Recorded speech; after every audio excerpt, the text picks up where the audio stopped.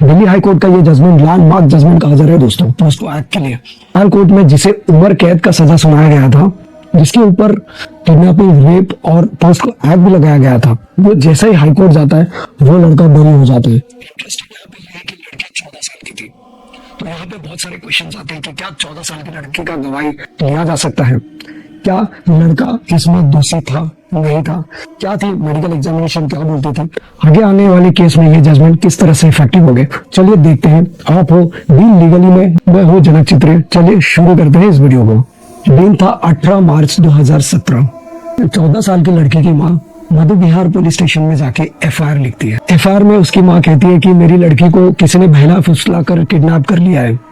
FIR जैसे लिखा जाता है उसके बाद पुलिस छानबीन करती है। पुलिस जब इस लड़की को ढूंढने की कोशिश करती है तो फरीदाबाद में एक रेंटेड हाउस में ये लड़का और लड़की दोनों साथ मिलते हैं। उसके बाद में तुरंत पुलिस इसकी मेडिकल एग्जामिनेशन करती है और मदर का भी स्टेटमेंट लिया जाता है अंडर 164 ऑफ सीआरपी से। लड़की यहाँ पे कहती है कि वो अपने मर्जी से लड़के के साथ गई है कि ये मेरा बॉयफ्रेंड है और इसके साथ मैं अपनी मर्जी से फिजिकल रिलेशन में हूँ।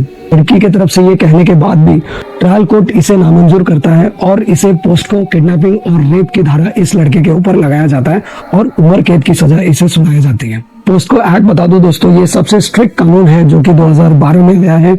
इसमें मिनिमम से मिनिमम 7 साल की सजा होती है।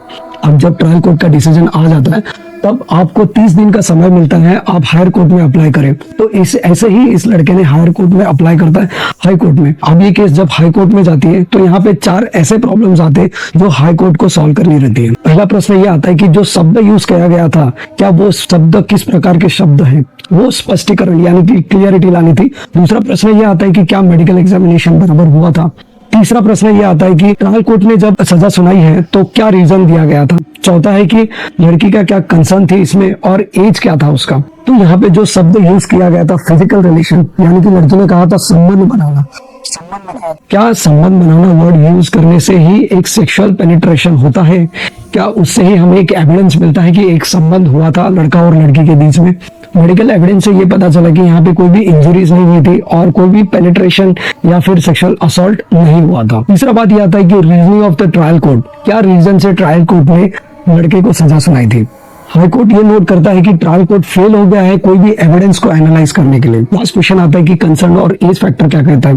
तो पोस्को एक्ट में देखिए, अगर लड़की 18 साल के नीचे की है तो इसमें लड़की का गवाही कोई भी मायने नहीं रखता है। तो इसके वजह से यहाँ पे कोर्ट को भी लगा कि कोई और एविडेंस और प्रूफ देना चाहिए वो प्रोसिक्यूशन को। अब यहाँ पे कोर्ट रिव्यू करता है एविडेंस को और ऑब्जर्व करता है कि जो भी एविडेंस प्रोड्यूस किया गया था वो इनसफिशिएंट था लड़के को जेल में डालने के लिए।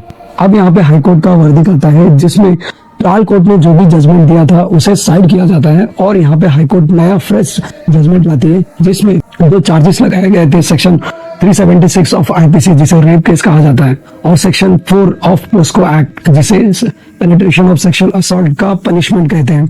उस सब चार्जेस से लड़के को बरी किया जाता है।